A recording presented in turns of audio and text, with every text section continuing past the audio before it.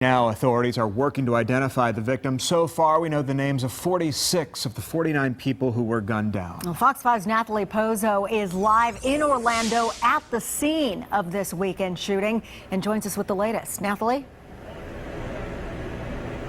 Well, authorities continue their investigation out here. At a briefing earlier today, police did tell us that they did remove all of the victims from that nightclub, Pulse, which is located about 2 blocks from where we are, the scene of that horrifying mass shooting. Now, today, several of the families who were desperate for answers and worried about their loved ones were told to gather at a senior center just about a mile away from the scene here. Sadly, many of them learned that their loved ones did not make it. I wish I could have seen him more. I just hope he's okay.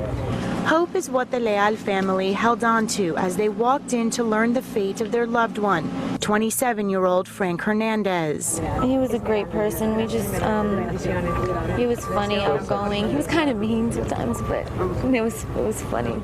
Tragically, Hernandez was one of several names read inside this building who did not make it. Hernandez's mother says her son was in the nightclub with his boyfriend who survived his gunshot wound.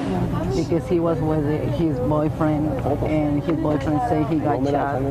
So he started running, and when he looked, he not see my son. Several families arrived desperate for answers, holding each other for support during an unbearable moment.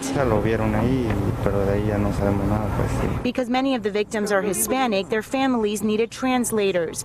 Angel Marcel with the Church of God served as one of those translators. He says he had to take several deep breaths before delivering the horrifying news to families. And tell him, I'm here, give me a hug. I want to be here for you. I want to cry with you. I want to go through this sacrifice with you. Our faith is in you, Lord.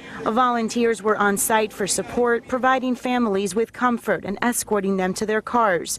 A community united. Orlando, even though we lost so much beautiful people yesterday, we still have some amazing people here willing to help and walk that extra mile.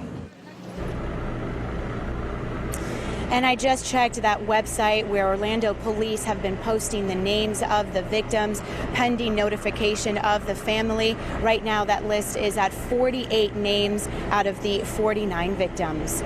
Reporting live in Orlando, Natalie Pozo, Fox 5 News. All right, Natalie, and we'll continue to update that list as we get new names.